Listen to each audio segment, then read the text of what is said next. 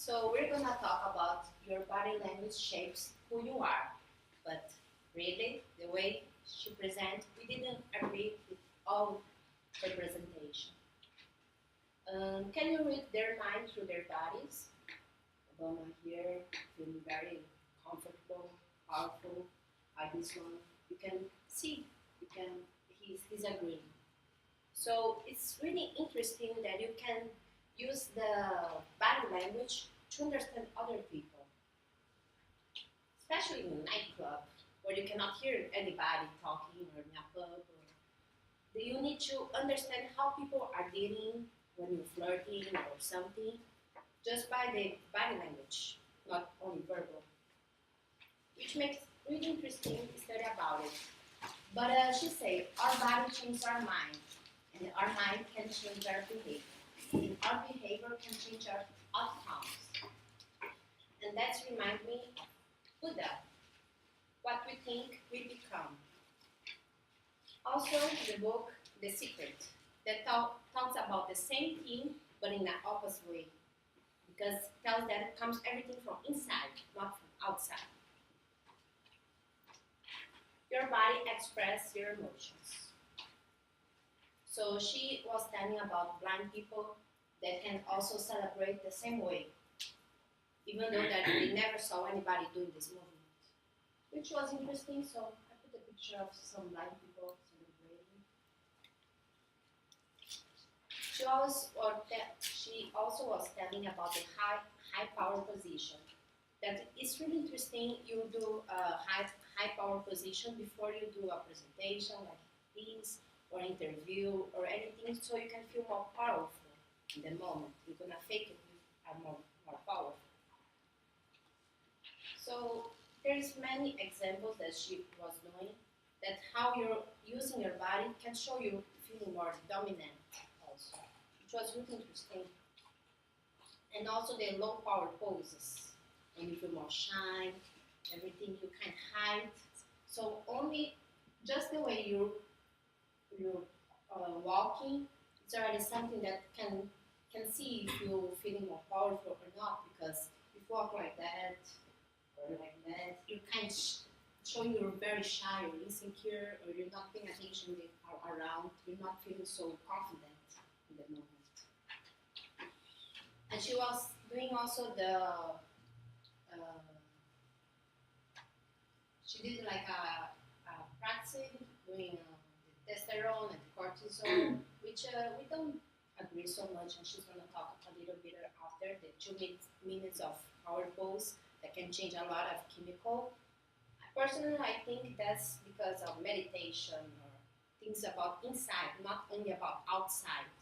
If you're doing just a movement, just something outside, you're not thinking, not working inside of yourself, that's not going to change so much your brain.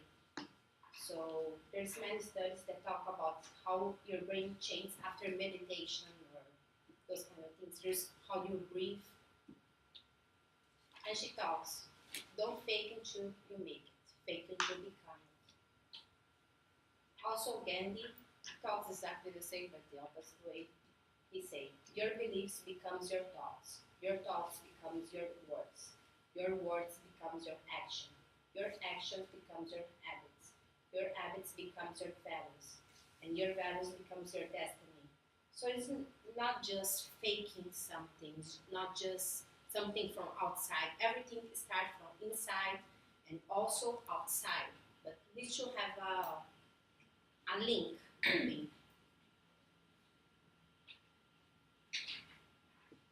Thanks, Renata's summarization and her point of view. And first of all, I'm gonna apologize. You think I am a little bit like critical or judgmental, because the next part will be my opinions about the presentation, this TED Talk from Amy Cuddy. First of all, Amy actually did a lot of like good examples. For example, this is one.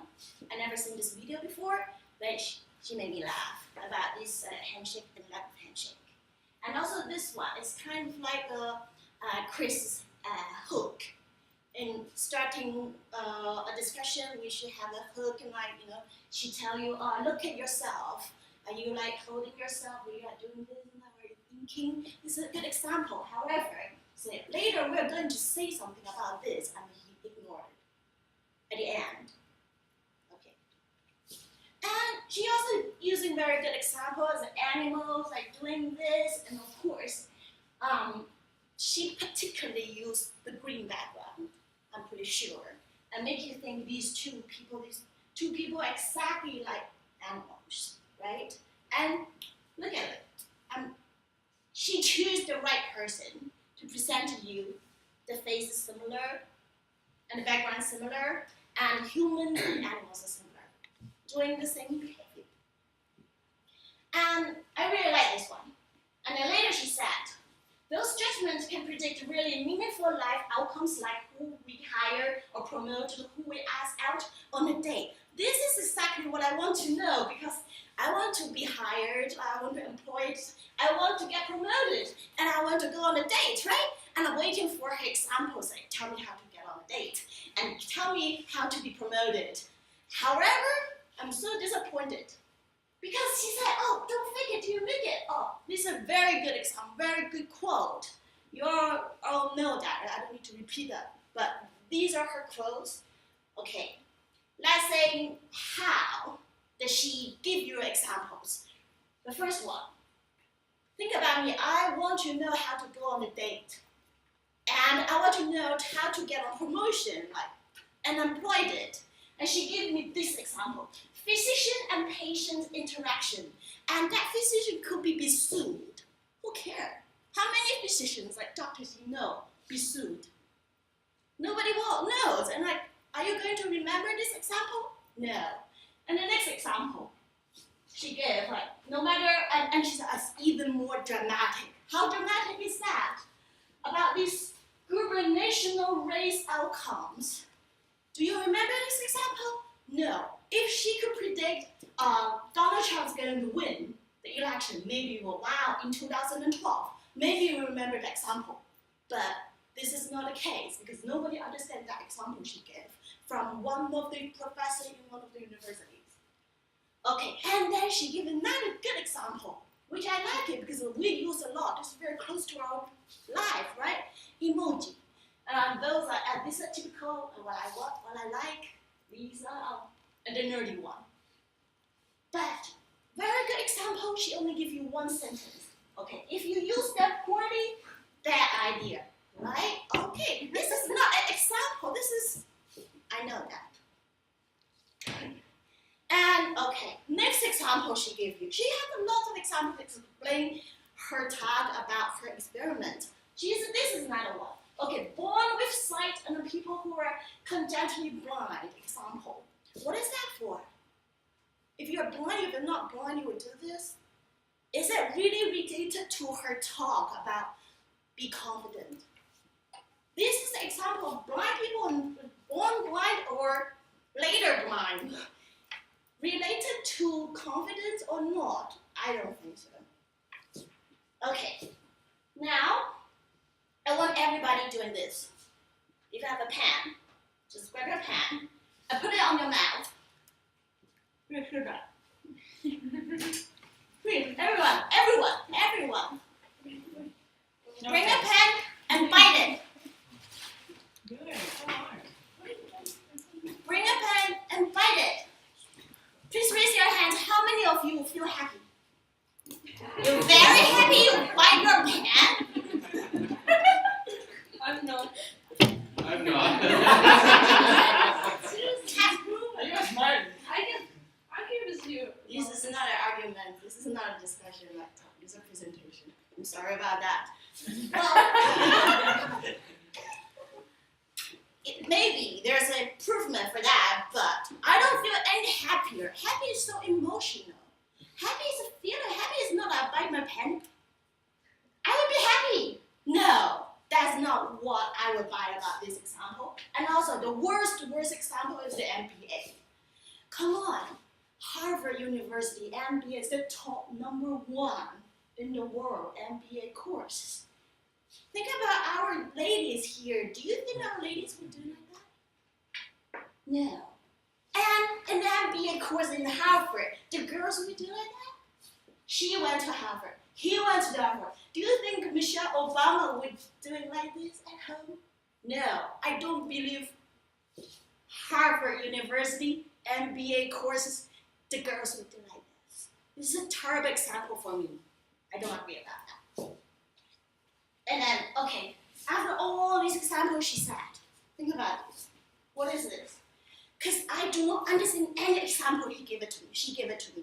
I have to read all the script again and again and again in English, in Chinese, in my language, again and again and again, because I do not understand at all. Look at these. And I checked the dictionary, English and Chinese, I still don't understand because those bad examples she gave it to me, I have no clue. I didn't say that everything that she said is wrong. She said is correct about the points, like your behavior will change after your mind changes, whatever. But the example she gave to us cannot explain anything. Okay, these are the difficult words. Make it more difficult.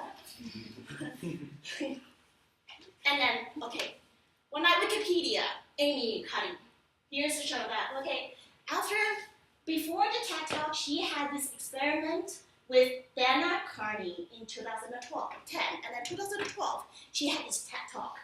And then that experiment is widely reported. And also, actually, 2016, the same person doing the experiment with her denied everything she said. The experiment is not true. I'm sorry about that if you believe so.